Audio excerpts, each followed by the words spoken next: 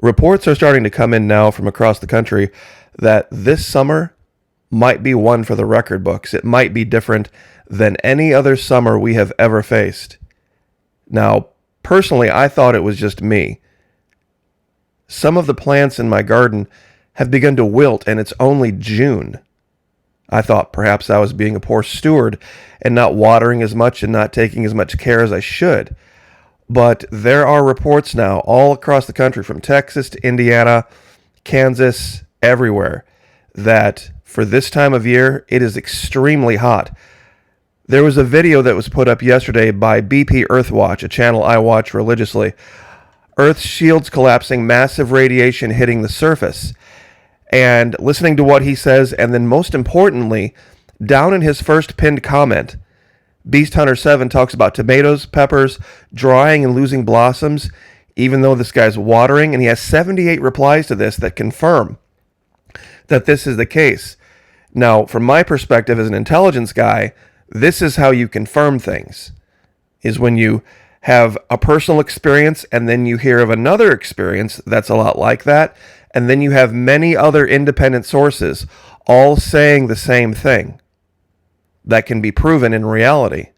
Now, for those of you that haven't watched Real BP Earthwatch, you're missing out. This guy is absolutely the best source for information like this on YouTube, bar none. And it's going to be a strange one. It really, really is.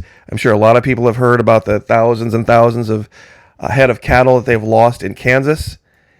Even a channel that we've recently began covering, Tim Bassett, who talks about health advice and life advice and staying in shape. He had some chickens up in Jacksonville, and he lost, I believe he said he lost all of them. And he was unsure as to whether it was animals or what was happening, but he lost a lot of chickens.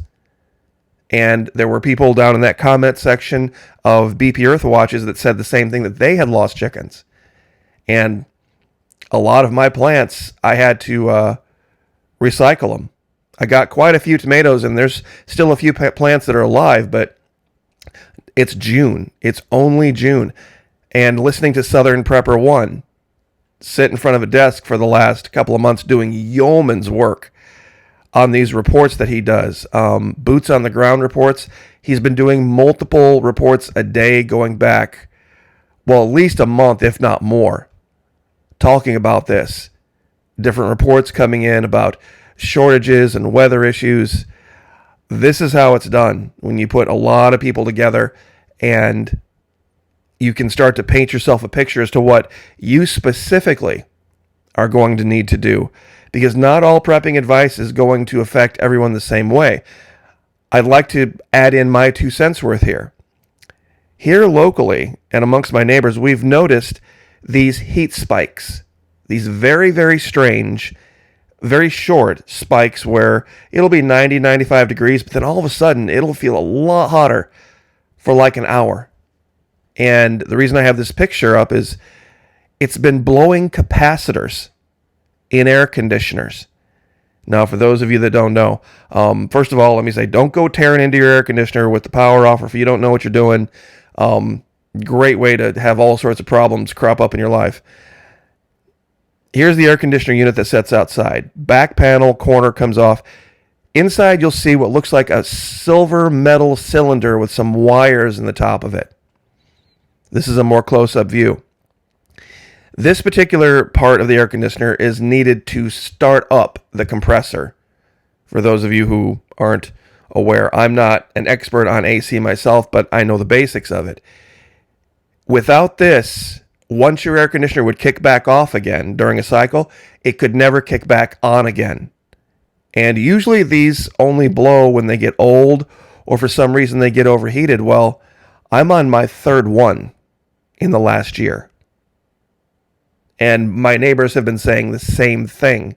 I've even heard reports from up northeast that even in newer air conditioners, these things are blowing like crazy. And that shouldn't be the case at all. Now, they're not horribly, horribly expensive to replace. Thankfully, they're only $15, $20. I'm planning on getting a case of them at this particular rate, because you can have all the power in the world, But without an AC capacitor, you have no central AC, and in the summertime in Florida, that's just not going to work. So I would recommend, if you have any concerns about this, or if you're having this kind of a problem, pay for a tech to come out. Pay for a tech to come out and take a look at things and make sure everything else is fine. And if you're starting to go through capacitors, replacing one yourself once you know how is actually not very hard to do. Of course, you have to do it with the power out, breaker off. There's a little thing on the outside wall. You pull the little blade out. And it's really not that complicated. It's only 4 wires on the top. And when you get your new one, you can put it up right next to it and replace 1 wire at a time. And 1 little screw with 1 little band, and you're good to go. It's not a complicated fix. But it's just more evidence that something is very, very odd is going on. It's almost like a heat burst. It's really strange. This is a unit that I have plugged in here on the wall. And it's connected to a unit outside that tracks the wind and the rain and humidity. It's basically a weather station. This is from 15 June on Wednesday, 3:49 p.m. 97 degrees. We had a high of 101 with a feels like temperature of 116. And that's in North Florida in June. Which in June is not the hot months for Florida. And North Florida isn't even the hot part of Florida. This is a friend I have up in Indiana, and she sent me this from hers, and it is 94 degrees, and they had a feels like of 100, heat index of 108, and that's in northern Indiana in June. It was 15 June, same day, about an hour later, 5:17 p.m. So, it's all over the place. Now, yesterday, I had mentioned that there was a scene in Colony, and we've talked about the series Colony, by the way, as advice for what to look for during a grid down, shit hits the fan, prepper type situation. In season 1, the son of the main couple we've been talking about for the last, 3-4 months, finds a deep underground service tunnel, sewer tunnel, something electrical possibly, and there's giant walls that have been dropped down around the city, if you're familiar with the series Colony, and this goes under the wall, and they don't know about it. Now, this is a defining moment, and this is the couple we've been talking about, Katie and Will Bowman, Sarah Wayne Caius, Josh Holloway. Their son, their oldest teenage son, Bram, finds this with a young lady friend that he has from high school. Now, he's, I think, a senior, junior high school. And they're able to get outside the wall, and they find all of this abandoned area completely destroyed. Now, there's a point to this. There's a point to this. Stick with me. Why are we talking about it? We talk about grid down, shit is the fan. What should we plan for? What should we look for? How can we affect good survival? Well, they stumble upon an old food distribution warehouse where there are things just on the shelves and the crates, all packed up. I mean, an entire warehouse full. Now, at this point, they could have just rode off into the sunset. There was enough stuff here that they had found that they could have never gone back under the wall, back to their families. So they begin raiding things, and he gets a set of markers for his little sister, and they find all sorts of different things, but one of the more important things they find is coffee. This is something that they haven't had for a long, long, long time. And there's a lot of different ways you could go with this. Meaning that you could, one, ride off into the sunset, just the two of you, and never look back again. And you would have enough survival stuff to get by for a really long time. Or you could go back, get your family, say, pack everything right now, get everybody you know, we're going to leave, and we're never coming back. But of course, that didn't happen. This is season 1, episode 5. But I forgot about this part, where the girl that he's with, of course, they have this romantic moment, but it makes me think for 1 minute. about a Bible story of Abraham and Sarah. You see, they were off on their own too. They had, basically the entire world in front of them. But golly, no civil courts to marry them so that they could legally procreate or be a couple. Gosh, I guess the human race would have died out then, wouldn't it? Without U.S. civil courts. Without state courts to say, okay, God, you can't condemn these two now because we've said that they're legally married. If these two people over here have relations, they're allowed. The state has said so. The state has said so. See, that's what most modern American, a lot of women mostly, believe the truth is. I'm not going to be with anyone until I get married, until I get a ring, until I'm legally... Is that biblical? See, later on in the series, they were just a, high school couple, and he meets another young woman. And in order to care for his younger sister, which is portrayed right here, he brings her to this place where they actually have electricity and things are nice. And that's the extent of this relationship. But where's the shame? Should we be ringing the shame bell? I mean, I'd like everyone to think back for a minute to high school. When young men and young women get together and do what young men and young women do. Apparently, they're all going to hell, according to some people.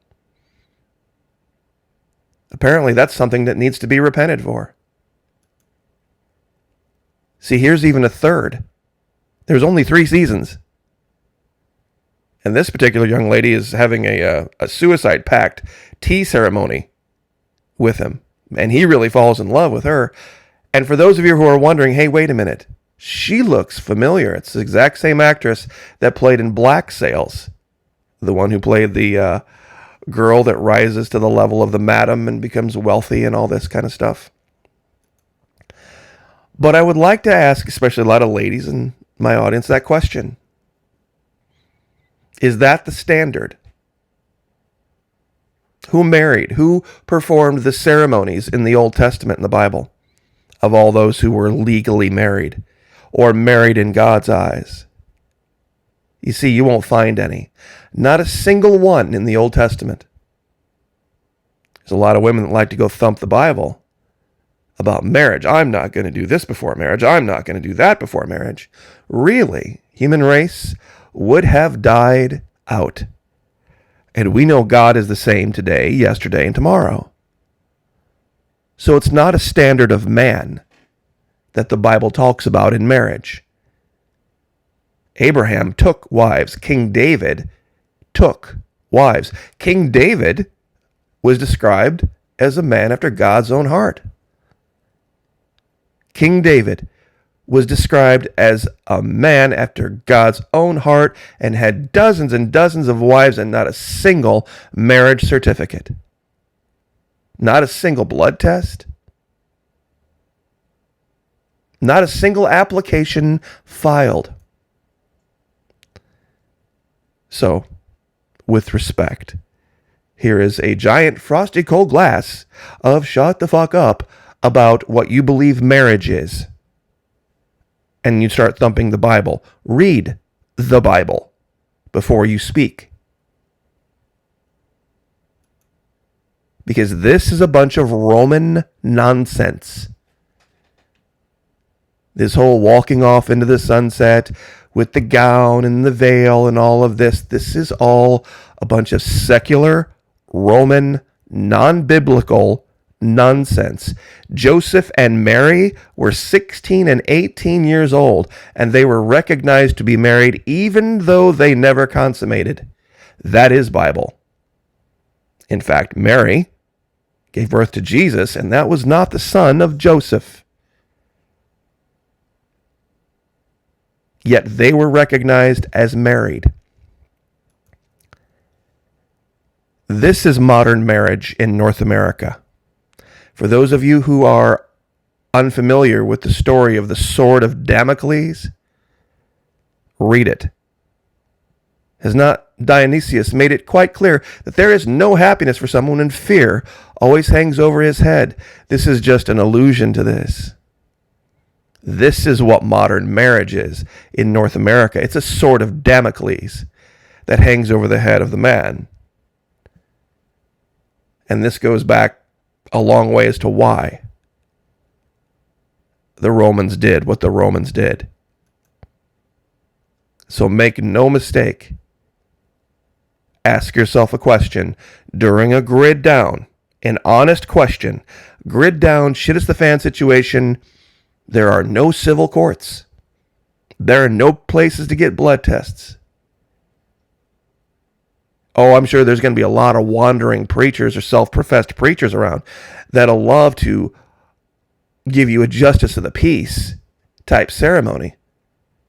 But is that what the Bible's talking about? And are they licensed pastors, by the way? Otherwise, you'll live in shame the rest of your life. Otherwise, you'll live in shame. Is that what the Bible says? Something to think about, something to pray about, and something to ponder. And I'll leave it there. God bless. Like, share, subscribe, and we'll see you guys next time.